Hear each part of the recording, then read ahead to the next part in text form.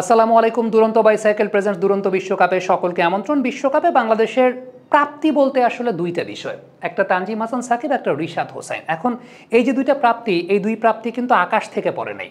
এই দুইটা প্রাপ্তির পেছনে দুইটা গল্প, একটা হচ্ছে সঠিক পরিকল্পনার জায়গা, আর দ্বিতীয়ত হচ্ছে মেন্টরিংয়ের জায়গাটা। এবং সঠিক পরিকল্পনাটা হয় কি, এটা সময় সাপেক্ষ ব্যাপার।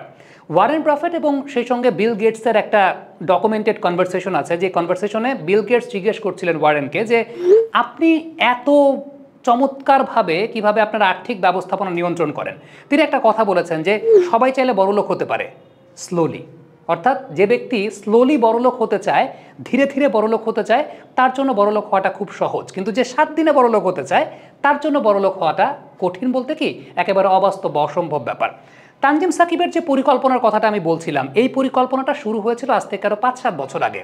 বাংলাদেশের পেস বোলিং ইউনিটটাকে নিয়ে যে পরিকল্পনাটা ওটিস গিবসন শুরু করে দিয়েছিলেন, তার পরবর্তী সময় সেটা অ্যালান ডোনাল্ড ক্যারি করেছেন, এখন আন্দ্রে অ্যাডামস ক্যারি করছেন। ওই যে হেলদি কালচারটা, ওই হেলদি কালচারটা তানজিম সাকিবকে বাধ্য করেছে একটা কঠিন সিস্টেমের মধ্যে দিয়ে আসার জন্য, নিজেকে পরিপক্ক করে আসার জন্য। এবং আসার পর তিনি যখন তার আশেপাশের এনভায়রনমেন্টে একটা হেলদি কম্পিটিশনের এনভায়রনমেন্ট দেখেছেন, তখন নিজেকে আপগ্রেড করার চেষ্টা তিনি করেছেন।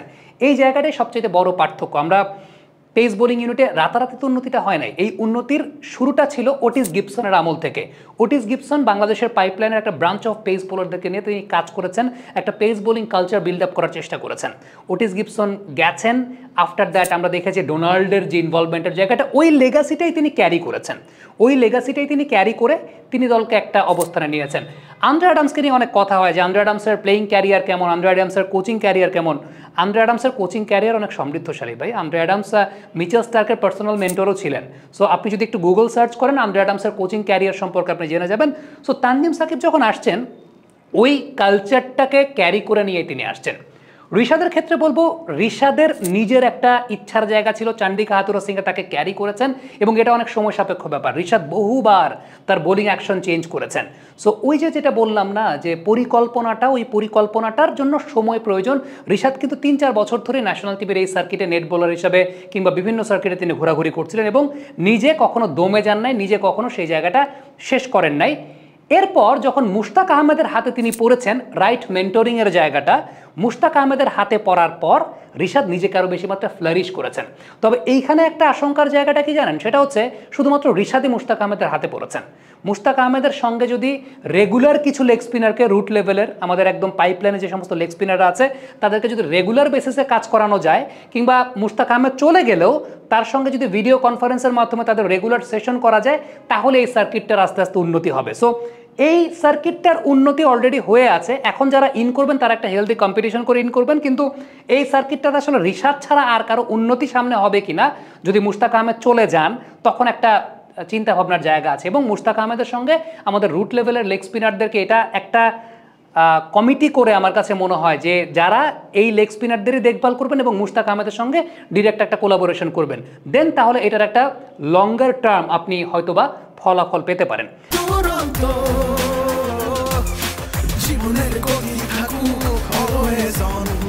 এবারে আসি যে সিস্টেমের প্রবলেমের জায়গাটা নিয়ে। পেস বোলারদেরকে নিয়ে ওই পরিকল্পনার জায়গাটা ছিল, একটা কালচার বিল্ড আপ হয়েছে। লেগ স্পিনারদেরকে নিয়ে না, শুধু ঋষাদকে নিয়ে মুশতাক আহমেদ রাইট মেন্টরিংটা করেছেন, কিন্তু ব্যাটারদেরকে নিয়ে আসলে কতটুকু কি পরিকল্পনা আমাদের দেশে করা হয়েছে।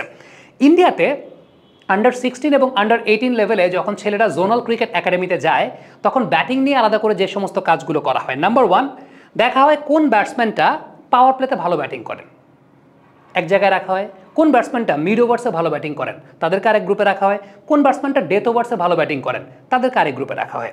কোন ব্যাটসম্যানটার রানিং বিটুইন দ্য উইকেট ভালো, এটা পয়েন্ট আউট করা হয়। কোন ব্যাটসম্যানটার running between the wicket weak, সেটা পয়েন্ট আউট করা হয়।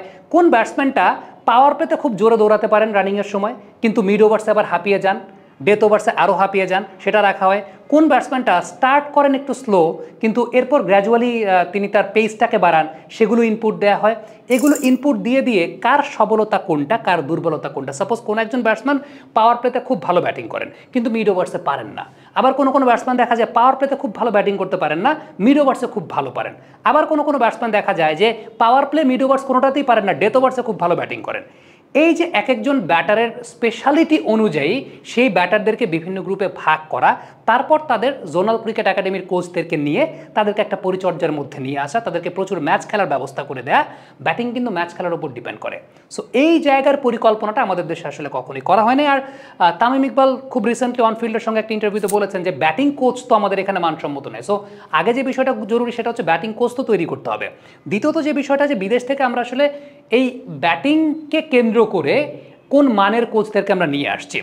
আপনি টি-20 ক্রিকেটের পার্সপেক্টিভ থেকে চিন্তা করলে পাওয়ার হিটিং নাওয়াডেজ খুব গুরুত্বপূর্ণ একটা জায়গা, যেখানে ইম্প্রোভাইজিং নিয়ে প্রচুর পরিমাণে কথাবার্তা হয়, যে ব্যাটিং ইম্প্রোভাইজেশন কিংবা পাওয়ার হিটিংয়ের জন্য আপনার বেস ফাউন্ডেশন ঠিক করা, আলাদা এক ধরনের সেটআপে চলে যাওয়া, এই জায়গাগুলো কিন্তু পাওয়ার হিটিংয়ের জন্য স্পেশালাইজড কোচ আছেন ওয়ার্ল্ড ওয়াইড। আমরা দেখি জুলিয়ান উডের নাম আমরা শুনেছি।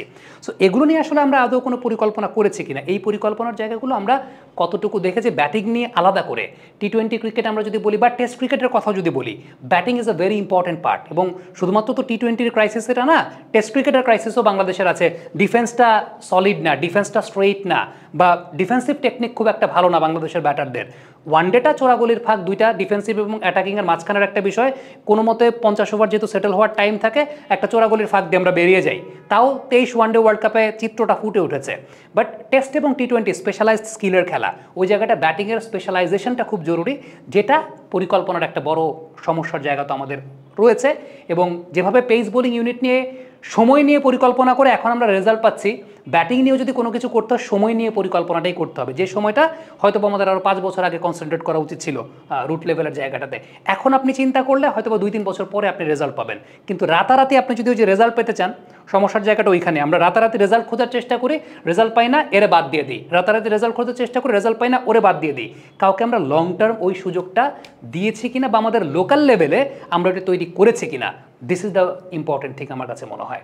সো পরিকল্পনার জায়গাটাতে বিশ্বকাপে আমাদের প্রাপ্তি আছে, কিন্তু পরিকল্পনাটা থাকলে আরও বেটার প্রাপ্তি আমরা পেতে পারতাম, যেখানে পরিকল্পনার ঘাটতি একদম চোখে আঙুল দিয়ে দেখা গেছে। এবং প্রত্যেকটা আইসিসি টুর্নামেন্টে সেটা চোখে আঙুল দিয়ে দেখা যাবেই, to be very honest. Comment বক্সে আপনাদের মন্তব্য মতামত জানতে চাচ্ছি, লিখে পাঠাবেন।